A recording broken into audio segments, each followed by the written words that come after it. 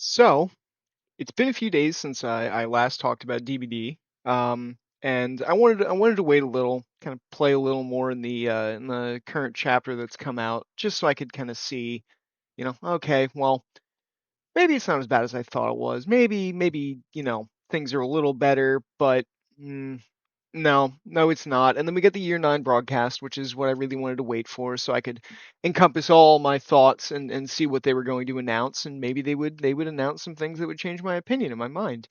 They did not, to be clear on that. So what we have up right now is we have the current Rift Pass that we have. The first thing I want to say is great. They've expanded it. It is now more pages than ever. Well, pages. I guess technically there are more pages, but well, there aren't really, but there's more with content. It's ignore it. There's 90 tiers to the pass is what I'm really getting into. That's including Deep Rift content. The first thing I wanted to talk about is the quality of the cosmetics. As you can kind of see here, I know it's a little cropped horribly, but they're pretty good. I don't think there's anything really to complain about there. Um, what I will complain about though is the Deep Rift is worse than ever. It is now multiple recolors of these skins. We really need to move away from that. I think at one point, I don't remember when it was said or who said it, but I do distinctly remember them saying we're going to try to move away from the Deep Rift just being recolors, and I know that was years ago when it was said, still hasn't been done. Now, moving past that, the quest system was one of my biggest complaints. Now I've gone through it a little bit, and mm, it's just as bad as I thought. It's not bad in what it's doing. It's bad in what its knock-on effects are. You earn slower than ever with a higher blood point cap, and I mentioned that in the last video I talked about these things, but that's not good. It's you've raised the cap, said that you are potentially going to remove it back to 2 million again anyways, and then in this latest content release with this big update, the uh the earn rate is now lower. So it's what the hell? But moving on, this is some of the stuff that's coming later this year in their, implementation of quality of life changes and patching and working to make the game a better state for everybody. Ooh, Ooh, it hurts. It hurts to look at because keyboard and mouse on consoles should have already been a thing. I don't know why it isn't. You can use keyboard and mouse or a controller on PC. Why isn't that a thing on console? Um, 2v8 Play While You Wait is something that we're going to cycle back to, but it harkens back to another thing that I said where it's stop with the limited time modes. It's too much, too often. Stop it. Kibosh, no more. I think that needs to really be hammered home how bad that is becoming. Now, more perk presets I don't think matters too much. It wasn't something I was super worried about. The prestige rewards, super excited for. If it's done right. I know they've said, oh, we don't want to add a P100 reward, but we'll do something. Clearly, they've got something planned. We'll see where that goes. Now, that's just covering the quality of life. But the important things here are those anti-toxic gameplay things that I've mentioned. Now, what does that entail? Well, that entails, I feel like, some kind of implementation relating to the 2v8 method of anti-slug, where you sacrifice something to get yourself back up. In 2v8, you were sacrificing your special kind of perk ability that you got to get yourself up off the ground. I think something like that, but maybe making you broken in base game would be good. I think that would be great to add. I think that would definitely fix the slugging problem, especially with the slugging issue getting as bad as it is now with the ability to mori the last person. The second the last person gets downed, they're slugged, and then the last person is either left to go hide or desperately try to pick that person up and hope they don't get found in the process. I think that's necessary to fix the problem of the base kit Mori. And we'll see how that gets implemented. But I don't think, and I think I mentioned this in my last video, that the ability to abandon a match, I don't think that go next mechanic is. I don't think it's working out. I think it's causing people to become more toxic in the things that they do because pairing that with the slugging issue with the Mori and the ability to just abandon, people are now justifying slugging people with saying, "Oh, but you could just abandon." Doesn't that's not how that works. That's really not fair play, in my opinion. It's toxic play justified by using, well, it's a mechanic in the game, so just use it. That's not, just because it's a mechanic doesn't mean you should. Anti-tunneling and anti-camping, I feel like a lot of killer mains are saying, oh, but we'll get these, but we won't get anything to stop gen rushing. To be clear on my thoughts on this, gen rushing is actually a skill issue. There was no debate about it. I play killers that I don't think a lot of people would consider very high tier. I primarily play Huntress. So if I'm playing Huntress or I'm playing Nemesis. And unfortunately, right now Nemesis is gated off because something's broken. I didn't bother looking into it. I don't really care, but something's broken, and it whatever, can't play him, doesn't really matter. But if as a killer you cannot protect generators properly, that is a skill issue, not survivors gen rushing. Because survivors have to do generators, but a killer does not have to camp and tunnel and slug to win. There are situations where, okay, I down somebody, but there's another survivor right there. I'm going to go after that guy real quick to try to get 2 downs. Sure, I'm slugging one of them, but there are times where it's justified.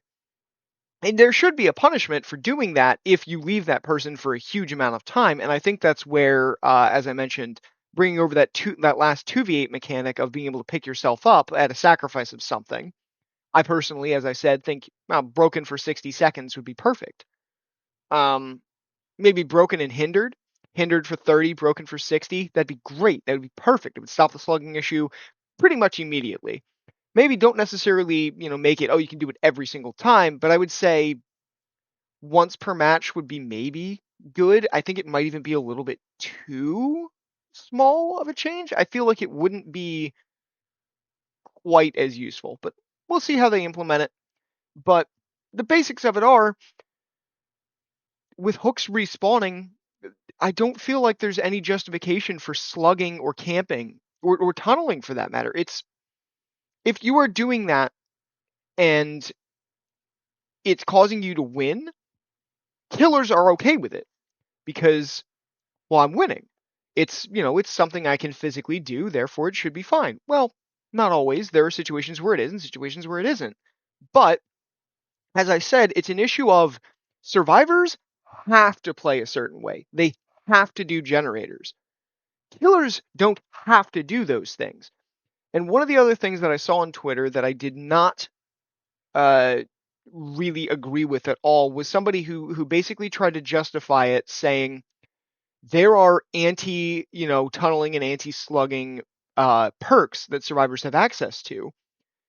And they said, well, that should make it, fine. Why are we changing this? Well, killers can slug, tunnel, and camp base kit. Survivors do not have base kit means of avoiding that issue, meaning that while survivors have to do generators, killers don't have to do anything different than what they already are doing to both defend generators and slug, tunnel, and camp. I don't think there's a justification you can give. One of the things I do want to say is map and key item balancing, I feel like is important because I feel like they are very underutilized. Now, I do love the map mechanic of bringing, the map into the game, being able to, okay, well, here's some stuff, and I can use this real quick to find where, oh, hey, there's a totem over there, in case you end up with hexes in the match, or, here's some generators. And being able to drop a beacon so that, other players can see, hey, there's something here, and they'll see that beacon and be able to go over to it. I don't feel like it's very well explained to players, but I do feel like that is a great aspect of maps, but I do feel like maps and keys are not utilized at all close to as often as you see things like med kits and flashlights and toolboxes. Now, I think it would be good to really bring those up to the modern way of things, with everything else being much stronger than them. I feel like there has to be some changes. Anti-cheat, I think, is definitely something that needs to be addressed. I feel like there are definitely cheaters in the game. I don't feel like cheaters are the biggest issue, though. I feel like stream snipers are, and it's something I've said for a while. I don't like playing with some of my streamer friends because I feel like my matches are always being watched by somebody. And I used to stream myself, and I don't stream Dead by Daylight anymore because I feel like I'm dealing with stream snipers all the time. If I'm streaming and playing killer, I I feel like the survivors are using that to know where I'm going. If I'm streaming and I'm playing a survivor, I feel like the killer always knows where I am because they're definitely stream sniping more often than not if you have TTV in your name. And I feel like that should be considered with the anti-cheat. I feel like certain games with AI detection anti-cheat should be able to be implemented into Dead by Daylight to make it like it's a little weird that you beelined it straight for the survivor with no perks in your inventory that should tell you where they are. Stuff like that should be considered cheating. It definitely falls under, not fair play. And with that said, that's kind of all the quality of life things that they're bringing. And I do think some of this is positive. I think some of this is questionable. I don't like that we know for a fact we're getting so much more 2v8. But the more important thing was this right here. And it's a little hard to see, so we're just gonna boop, there we go. And it's a really shitty image. I'm sorry. This was just what I happened to find on Twitter, and I pulled it up and I'm like, okay, throw it in a new tab. Let's open that up. Let's use this. I had an issue with Lara Croft being added to Dead by Daylight. I had an issue with Rainbow Six cosmetics getting added to Dead by Daylight. I had a small issue with the Dwight Fairfield DBD PUBG crossover cosmetic. It it should go without saying that Dead by Daylight is a horror game. From the start, once again, I said this earlier, I don't know who said it, I don't know when it was said, but I know it was said. They explicitly said, we will not add non-horror IP to Dead by Daylight. Why is this here? Why are we constantly being lied to by behavior? They're walking back things that they said in the past. And I want to say this with the absolute sincerity. All of the recent changes going into the year 9 anniversary feel like it's being pushed to become Fortnite, but as Dead by Daylight. The quest system is eerily reminiscent of Fortnite.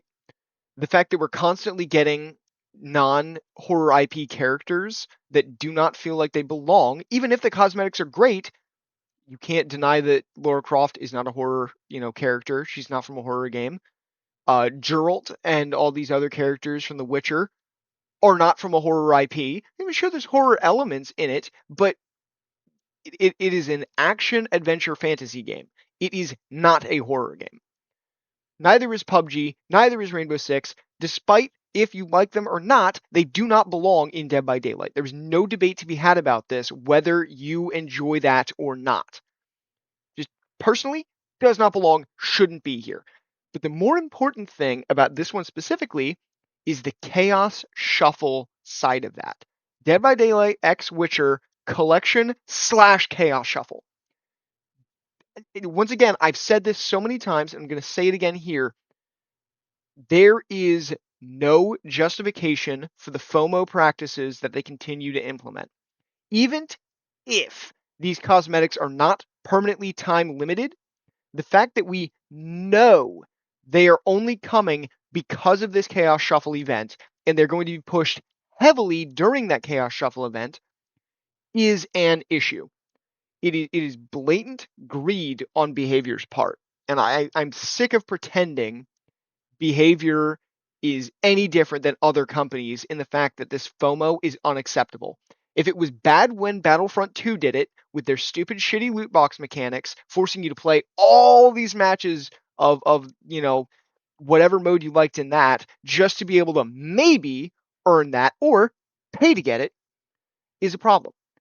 It's a problem when Dead by Daylight does this too, and they're not even nearly as bad as that was, but it's still getting worse. The blood point gain is higher than ever, and I'm sorry, the blood point maximum is higher than ever, while the gain is lower than ever. The Rift has more pages and more items in it than ever, but the gain of, the individual levels of it is slower than ever. We are at the point where we are getting these limited time modes effectively every single month, and they last multiple weeks. If it was 3 to 5 days only per month, I would have no issue with it. I would have even less of an issue if they never did stuff like this, where these, collection drops were never tied to limited time modes. I would have no issue whatsoever. If the limited time modes were exclusively, there was no pass included with it, there was no content locked behind forced playing this mode, no issue with it whatsoever. I would never complain about limited time modes if those small things were done. You do one of them a month if there's no other major event. If there's no Blood Moon, if there's no Bone Chill, if there's no Summer Barbecue, if there's no anniversary, if there's none of those going on in that month, sure, 5 days of that month, give us a limited time mode. But do nothing else. There is no reason to have all these other scummy FOMO mechanics added into it. Now, I know they're not going to do that, and I know they don't care, but I feel like that's necessary. With that said, let me know, are you enjoying Dead by Daylight? What's your thoughts in the year 9? I mean, personally, I know I didn't cover any of the other major stuff from year 9 because I feel like these are the major important things to me about year 9. I don't really want to get into, we know we're getting, potentially, the Walking Dead, DLC for some Survivor content. We know that we're getting, whatever with Springtrap and a map, and we don't know much about it, and all this other stuff, and we can speculate about all these other things. But at the end of the day, these are the major things that have come out recently with the last few weeks of the game that I feel are the most worthy of being talked about and noted because they're not necessarily being talked about and noted. They are, to an extent, don't get me wrong, but not nearly as much as they should be because other things have taken the community's focus away from these potentially bad or potentially good things that are coming. And like I said, oh boy, that's too zoomed in, sorry. I want to give credit where credit is due. When something is good, I want to point that out. These changes in quality of life updates are a long time coming, but they're coming too slowly. This should not be the latter back half of the year is when all this starts coming out. This should be being implemented as fast as possible. Yesterday was too late for these to be being added. They needed to be getting worked on faster and they need to be released as quickly as possible. Regardless, they are adding it. As I said, I will give them props. This is good stuff. This is not good stuff. The cosmetics, pretty solid. The implementation of the other systems around earning these cosmetics and the rate at which you progress this already extended battle pass is not good. So as I said, credit where credit's due. Good cosmetics, I like it. Very, very fun theme, plants and kind of, I guess you could call it, like an apocalyptic theme, post-apocalyptic. With like the overgrown aspect of things. Very nice, very cool, but doesn't take away from the other issues. Anyways, as I said, let me know your thoughts. If you have thoughts and opinions on anything I've said here, if you have something you want to point out about, any of the coming content, that you'd like me to talk about, bring it up. I'm more than happy to talk about things. I'm more than happy to spread my opinion. I don't want to be negative, but it's becoming really hard not to be. So with that said, Das Vidania, Arrivederci, good day.